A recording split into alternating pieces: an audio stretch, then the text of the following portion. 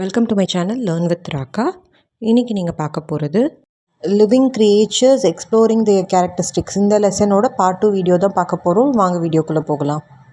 இப்போ நம்ம பார்க்க போகிறது பிளான்ஸ், அதோட movement, germination and life cycle தான் நம்ம இப்போ பார்க்க போகிறோம். ஓகேவா?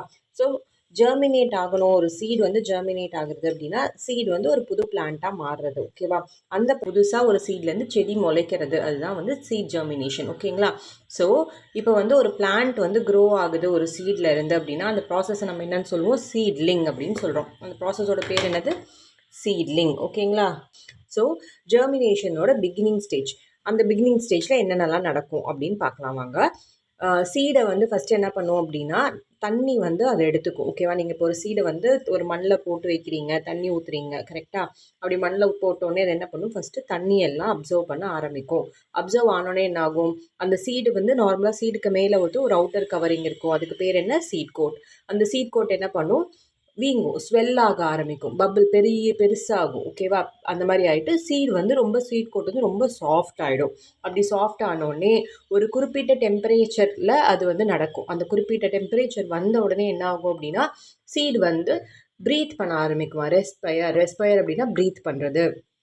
ஸோ சீட் கோட் ஸ்வெல் ஆகி சாஃப்ட் ஆகும். அப்போ என்ன ஆகும்? ஒரு குறிப்பிட்ட டெம்பரேச்சர் வந்தோடனே அந்த சீடு மூச்சு விட ஆரம்பிக்கும், ரெஸ்பிரேட் பண்ண ஆரம்பிக்குது. ஓகேவா?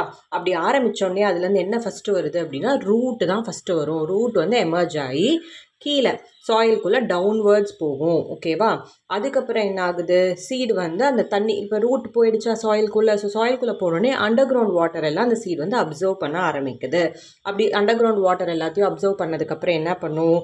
அதுக்கப்புறம் ரூட் ஃபஸ்ட்டு முளைச்சிடுதா, அப்புறம் ஷூட் மேலே இருக்கிற அந்த கிளை எல்லாமே முளைக்க ஆரம்பிக்குது. அதுக்கப்புறம் தான் அது அப்வர்ட்ஸாக எமர்ஜ் ஆகுது, சாயில்லேருந்து வெளியில் தெரியும் அப்படின்னு சொல்கிறாங்க. ஓகேவா? ஸோ ஃபைனல் ஸ்டேஜ், இந்த ஜெர்மினேஷனோட ஃபைனல் ஸ்டேஜில் என்ன ஆகும் அப்படின்னா சீடில் இருக்கிற எல்லா செல்லும் ஆக்டிவ் ஆகி அந்த சீடு என்ன பண்ணும்? ஒரு புது பேபி பிளான்ட்டாக முளைக்கும். ஸோ அந்த ப்ராசஸ் நம்ம என்னென்னு சொன்னோம்? சீட்லிங் இல்லையா? ஸோ இப்போ நம்ம பார்க்குறது ஜெர்மினேஷனுக்கு என்னென்னலாம் எசென்ஷியல் கண்டிஷன்ஸ், எந்த மாதிரி கண்டிஷன்ஸ் இருக்கணும் ஜெர்மினேஷன் ப்ராப்பராக நடக்கிறதுக்கு அப்படிங்கிறது தான் நம்ம பார்க்க போகிறோம். ஸோ அதில் மொத்தம் பார்த்திங்கன்னா 5 இருக்குது. என்னென்ன? Water, air, temperature, light and darkness, அப்புறம் சாயில் டெப்த். இதுதான் அந்த 5. ஓகேவா? ஸோ இப்போ ஒன்று பற்றியும் பார்க்கலாம் வாங்க. First water. வாட்டருங்கிறது ஜெர்மினேஷனுக்கு, சீட் ஜெர்மினேட் ஆகணும், சீடு ஒரு புது பிளான்ட்டாக க்ரோ ஆகணும்னா வாட்டர் ரொம்ப இம்பார்ட்டண்ட். ஓகேவா? அதுதான் பிளான்ட்டோட எசென்ஷியல் ஃபங்க்ஷன்ஸ் எல்லாத்தையுமே என்ஹான்ஸ் பண்ணுறது என்னதுன்னு பார்த்தீங்கன்னா வாட்டர் தான் என்ஹான்ஸ் பண்ணுது. ஓகேவா? ஸோ சீடு என்ன பண்ணும்? வாட்டரை அப்சர்வ் பண்ணி அதில் இருக்க செல்ஸை என்னபிள் பண்ணுதுன்னு நான் சொன்னேன்ல ஏற்கனவே. ஸோ அதுக்கு வாட்டர் மெயின் பங்கு இருக்குது. அந்த வாட்டரில் இருக்க டிசால்வ்டு ஆக்சிஜன், அதாவது கரைஞ்சிருக்கிற ஆக்சிஜன் என்ன பண்ணும் அப்படின்னா எம்ப்ரயோங்கிறது அந்த சீடுக்குள்ளே இருக்கிற ஒரு குட்டி பிளான்ட். ஓகேவா? அந்த குட்டி பிளான்ட் வெளியில் ஒரு பெரிய பிளான்ட்டாக வளர்கிறதுக்கு, அந்த எம்ப்ரயோ வளர்கிறதுக்கு அது ஹெல்ப் பண்ணுது. ஓகேங்களா? அதுக்கப்புறம் என்ன பண்ணுது? தண்ணி நான் முன்னாடியே சொன்ன மாதிரி சீட் கோட்டை சாஃப்டன் பண்ணி அந்த உள்ளே இருக்கிற எம்ப்ரயோவை பிளான்ட்டாக மாறுறதுக்கு ஹெல்ப் பண்ணுது. ஓகேங்களா? ஸோ இதெல்லாம் தான் வாட்டரோட எசென்ஷியல் அண்ட் இம்பார்ட்டன்ஸ் என்ன பண்ணுது ஜெர்மினேஷனில் அப்படிங்கிறது. அடுத்து நம்ம ஸோ அந்த புது சீட்லிங் முளைக்கும். ஓகேவா? புது பேபி பிளான்ட் முளைக்குது. இதுதான் ஜெர்மினேஷன் ப்ராசஸ். ஓகேங்களா? பார்க்குறது ஏர்னு எடுத்துக்கிட்டால் நம்ம இங்கே பார்க்குறது ஆக்சிஜன் என்ன பண்ணுதுங்கிறத நம்ம பார்க்குறோம். ஓகேவா? ஆக்சிஜன் சீட் க்ரோத்துக்கு ரொம்ப எசென்ஷியல். நான் மேலே ஏற்கனவே டிசால்வ்டு ஆக்சிஜன் என்ன பண்ணுதுன்னு சொன்னேன் இல்லையா? ஸோ அதே மாதிரி இந்த ஆக்சிஜன் வாட்டரில் இருக்க ஆக்சிஜன் பற்றி அவங்க பேசலை, ஏரில் இருக்க ஆக்சிஜன் பற்றி பேசுகிறாங்க. ஓகேங்களா? ஸோ அது சீட் க்ரோத்துக்கு ரொம்ப எசென்ஷியல். ஏர் சாயில் பார்ட்டிகல்ஸ்க்கு நடுவில் உங்களுக்கு இருக்குது. ஓகேங்களா? அந்த சாயில் இருக்குது இல்லையா, மண்ணில் ஒவ்வொரு பார்ட்டிகல்ஸ்க்கு நடுவில் கேப் இருக்குது. அந்த கேப்பில் உங்களுக்கு என்ன இருக்குது? ஆக்சிஜன் இருக்கும். அந்த ஆக்சிஜன் என்ன பண்ணும் அப்படின்னா மெட்டபாலிக், அந்த சீடோட மெட்டபாலிசத்தை இன்க்ரீஸ் பண்ணுது. ஓகேங்களா? ஸோ அப்படி இன்க்ரீஸ் பண்ணுறதுனால அதோட செல் எல்லாத்தையும் ஆக்டிவேட் பண்ணி அந்த சீட் அப்போ தான் என்ன ஆகுது? ரெஸ்பிரேட் பண்ண ஆரம்பிக்குது. அதோட ரெஸ்பிரேஷன் ப்ராசஸ் அங்கே தான் ஸ்டார்ட் ஆகுது. ஓகேங்களா? அடுத்து டெம்பரேச்சர் என்னது? ஒரு குறிப்பிட்ட சீடு சீடிங்காக மாறுறதுக்கு, சீட்லிங் அதாவது குட்டி பிளான்ட்டாக மாறுறதுக்கு அதுக்கு ஒரு குறிப்பிட்ட டெம்பரேச்சர் வேணும்னு நான் முன்னாடியே சொன்னேன். ஓகேவா? அந்த டெம்பரேச்சர் என்னன்னு பார்த்தீங்கன்னா 25 டிகிரி செல்சியஸ் 30 டிகிரி செல்சியஸாக இருக்கணும். ஸோ இந்த குறிப்பிட்ட டெம்பரேச்சர் இருந்தது அப்படின்னா அந்த சீடு ஒரு அழகான பிளான்ட்டாக மாறும். ஓகேங்களா? ஸோ சில சீட்ஸ்க்கு ஏற்ற மாதிரி டெம்பரேச்சர் வேரி ஆகும். But optimal temperature, minimum temperature, ஓகேங்களா. இது வந்து பெரும்பாலும் எல்லா சீடுக்கும் இருக்கிற டெம்பரேச்சர். சில சீட்ஸ்க்கு வந்து அது வேரி ஆகும் அப்படின்னு சொல்கிறாங்க. ஸோ அடுத்து நம்ம பார்க்குறது light and darkness. So light and darkness என்னது? சன்லைட்டை பற்றி பேசுகிறாங்க. ஸோ எல்லா சீடுக்கும் சன்லைட் தேவை இல்லை, ஓகேவா, வளர்கிறதுக்கு தேவை கிடையாது. பட் எப்போ வந்து அந்த சன்லைட் தேவைப்படுது? ஜெர்மினேட் ஆனதுக்கப்புறம் அந்த சீட்லிங் வளர்ந்து ஒரு செடியாக வந்து மேலே வருது இல்லையா, மேலே வரும்போது கண்டிப்பாக அதுக்கு வந்து சன்லைட் தேவை அப்படின்னு சொல்கிறாங்க. ஸோ அடுத்து வந்து சாயில் டெப்த்து. சாயில் டெப்த்து வந்து ரொம்ப முக்கியம். எவ்வளோ ஆழமாக நீங்கள் வந்து அந்த சீடை வைக்கிறீங்கன்றதை பொறுத்து தான் வேர் வந்து இன்னும் ஆழமாக உங்களுக்கு போகும். ஸோ அந்த சீடு வந்து எப்படி இருக்கணும்? வார்மாக இருக்கணும், மாய்ஸ்சராக இருக்கணும், ஆக்சிஜன் கிடைக்கிற மாதிரி இருக்கணும் அந்த சாயிலில் இருந்ததுக்கு, ஓகேவா. சாயிலில் ஸ்பேஸ் ஏற்கனவே நான் சொன்ன சாயில் பார்ட்டிகல்ஸ்க்கு நடுவில் வந்து ஆக்சிஜன் இருக்குது. ஸோ அந்த ஆக்சிஜனை அதை அப்சர்வ் பண்ணுறதுக்கு மாதிரி இருக்கணும்.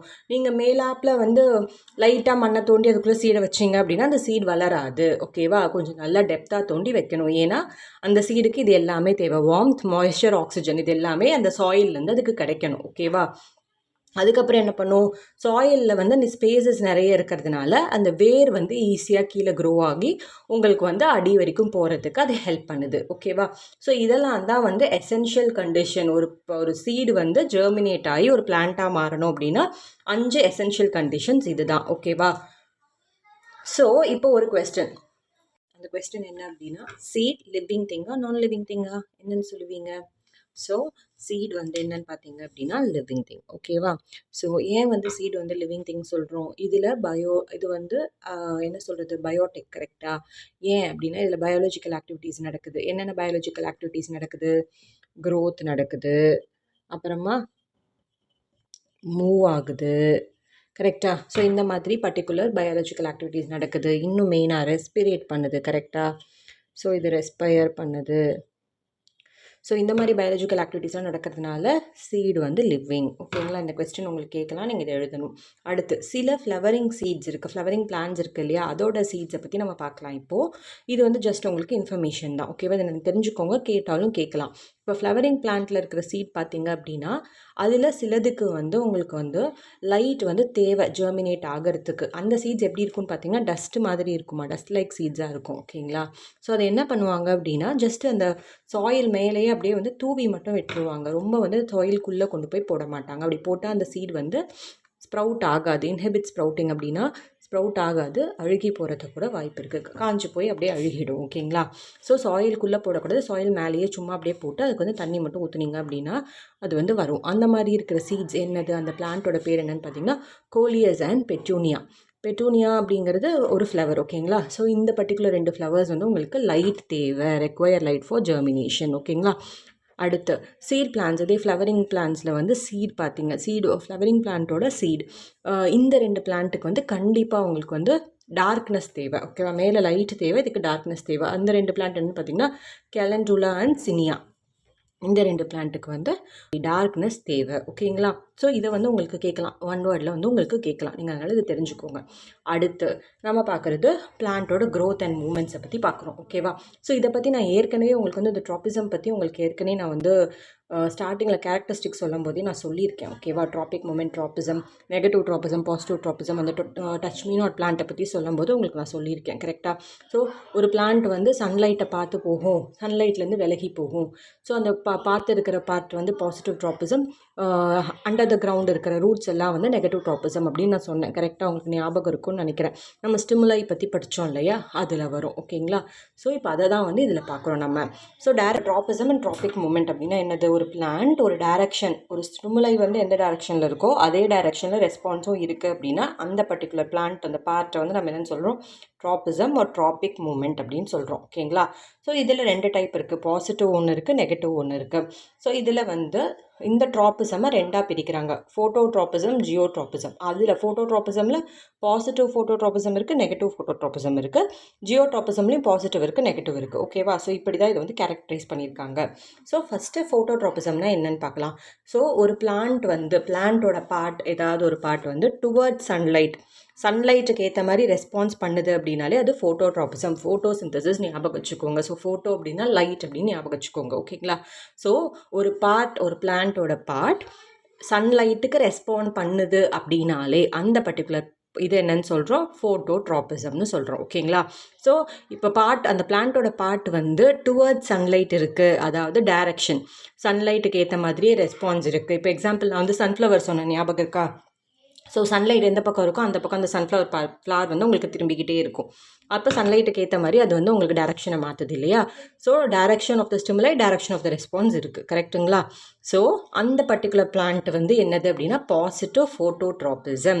இதே away from the light, roots எல்லாமே வந்து சன்லைட் வந்து அவேவாக தான் இருக்கும். அதெல்லாம் என்னன்னு சொல்கிறோம், நெகட்டிவ் ஃபோட்டோட்ராபிசம் அப்படின்னு சொல்கிறோம். ஓகேங்களா?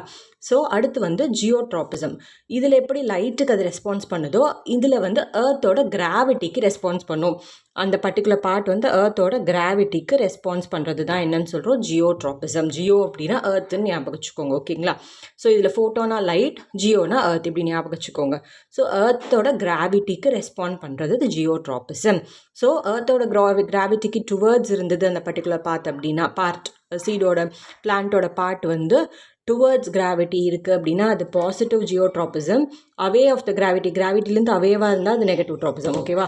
அவே ஃப்ரம் த கிராவிட்டியாக இருந்தால் அது நெகட்டிவ் ட்ராபிசம். ஓகேங்களா? ஸோ இதுதான் வந்து க்ரோத் அண்ட் மூமெண்ட் பிளான்ட்டில் இருக்கிறது. ஸோ அடுத்து நம்ம பார்க்க போகிறது லைஃப் சைக்கிள் ஆஃப் அ பிளான்ட்டை பற்றி நம்ம பார்க்கலாம் வாங்க. ஸோ இப்போ நம்ம பார்க்குறது பிளான்ட்டோட லைஃப் சைக்கிள். ஸோ பிளான்ட்டோட லைஃப் சைக்கிள் பார்த்திங்க அப்படின்னா மொத்தம் 4 ஸ்டேஜஸ் இருக்குது. ஸோ என்னென்ன ஸ்டேஜஸ் பாருங்கள், seed, sprout, baby plant, adult plant. ஓகேங்களா? இதுதான் 4 வந்து லைஃப் சைக்கிளோட 4 ஸ்டேஜஸ். ஸோ ஃபஸ்ட்டு என்னது, சீடு என்ன பண்ணும், நம்ம வந்து சாயிலில் அந்த சீடு வந்து வைக்கும்போது என்ன ஆகும், அந்த சீடுக்கு ப்ராப்பர் சாயில், வாட்டர், சன்லைட் இது 3மே கிடைக்கிது அப்படின்ற பட்சத்துக்கு அந்த சீடு என்னவாகும், அடுத்த லெவலுக்கு மூவ் ஆகும். அதாவது ஸ்டேஜ் 2 என்னது, ஸ்ப்ரவுட்டிங், ஜெர்மினேஷன். ஸோ சாயிலேருந்து ஒரு குட்டி செடி வெளியில் உங்களுக்கு வந்து முளைச்சிருக்கும். ஓகேங்களா? ஸோ அந்த சீட் ஜெர்மினேட் ஆனதுக்கப்புறம் திருப்பி ப்ராப்பராக இது எல்லாமே அந்த சீடுக்கு கிடைக்கும் போது அது என்னவா மாறும், ஒரு குட்டி பேபி பிளான்ட்டாக மாறும். அதுதான் வந்து அதில் வந்து நியூ லீவ்ஸ் எல்லாம் வந்து உங்களுக்கு வர ஆரம்பிக்கும். இது ஸ்டேஜ் 3 பேபி பிளான்ட்டுங்கிறது. ஸோ ஒரு பேபி பிளான்ட் வந்ததுக்கப்புறம் இன்னும் ப்ராப்பராக அதுக்கு வந்து இது பண்ணோம் அப்படின்னா அது என்னவா மாறும், ஒரு ஃபுல் அடல்ட் பிளான்ட்டாக மாறிடும். ஸோ அது அடல்ட் பிளான்ட்டாக மாறும்போது நம்மளுக்கு என்ன கொடுக்கும், ஃப்ரூட்ஸ்னால் ஃப்ரூட்ஸ் கொடுக்கும், ஃப்ளவர்ஸ் இருந்தால் ஃப்ளவர் கொடுக்கும். ஓகேங்களா? ஸோ இந்த மாதிரி நடந்துட்டு அதில் ஃப்ரூட்ஸ் ஒரு வேலை இருக்குது அப்படின்னா அந்த ஃப்ரூட்ஸ்குள்ளே பார்த்திங்கன்னா சீட் பாடுன்னு இருக்கும். ஃப்ரூட்ஸில் சீட்ஸ் வந்து இருக்கிற அந்த இடத்த வந்து நம்ம சீட் பாடுன்னு சொல்லுவோம். அந்த சீட் பாடு என்ன ஆகும், வெடித்து மைட் பி அந்த ஃப்ரூட்டே வந்து மண்ணுக்குள்ளே விழுந்தால் அந்த ஃப்ரூட் டீகம்போஸ் ஆகி சீட் என்ன ஆகும், திருப்பி வந்து புது பிளான்ட்டாக முளைக்கும். ஸோ இந்த மாதிரி அதோட லைஃப் சைக்கிள் கண்டினியூ ஆகிட்டே இருக்குது. ஓகேவா? ஸோ ஒரு சீடு பிளான்ட் ஆகி திருப்பி அந்த பிளான்ட்லேருந்து ஃப்ளவர்ஸ், ஃப்ரூட்ஸ் வந்து அந்த சீடு விழுந்து அது திருப்பி ஒரு புது பிளான்ட்டாக மாறுது இல்லையா? இந்த மாதிரி இந்த ப்ராசஸ் கண்டினியூ ஆகிட்டு இருக்கிறத நம்ம என்னென்னு சொல்கிறோம், லைஃப் சைக்கிள் ஆஃப் த பிளான்ட்னு சொல்கிறோம். ஓகேவா? ஸோ இவ்வளோ இது நீங்கள் சாயில் கொடுக்குறீங்க, வாட்டர் கொடுக்குறீங்க, சன்லைட் கொடுக்குறீங்க, எல்லா எசென்ஷியல்ஸுமே அதுக்கு இருக்குது. பட் அப்படி இருந்துமே ஒரு பிளான்ட் வந்து இன்ஆக்டிவாக இருக்குது, எந்த ரெஸ்பான்ஸுமே இல்லாமல் இருக்குது அப்படின்னா அந்த பிளான்ட் என்னது, இறந்துடுச்சு, டெத் ஆகிடுச்சுன்னு அர்த்தம். ஓகேவா? டெட் ஆகிடுச்சு அப்படின்னு அர்த்தம். ஸோ இதுதான் லைஃப் சைக்கிள் ஆஃப் பிளான்ட். இது டயக்ராமோட உங்களுக்கு நான் ஒரு பிக்சர் காமிக்கிறேன், நீங்கள் அதை பாருங்கள். ஸோ அதை பார்த்து தெரிஞ்சுக்கோங்க இன்னும் டீட்டெயில்டாக. உங்களுக்கு எக்ஸாமில் வந்து லைஃப் சைக்கிள் கண்டிப்பாக வரும். ஸோ இதை நீங்கள் தெரிஞ்சுக்கிறது நல்லது. ஓகேங்களா? தேங்க்யூ ஃபார் வாட்சிங் மை வீடியோ. லைக் பண்ணுங்கள், ஷேர் பண்ணுங்கள், சப்ஸ்கிரைப் பண்ணுங்கள். ஏதாவது டவுட் இருந்தால் கமெண்ட் செக்ஷனில் கேளுங்கள். தேங்க்யூ.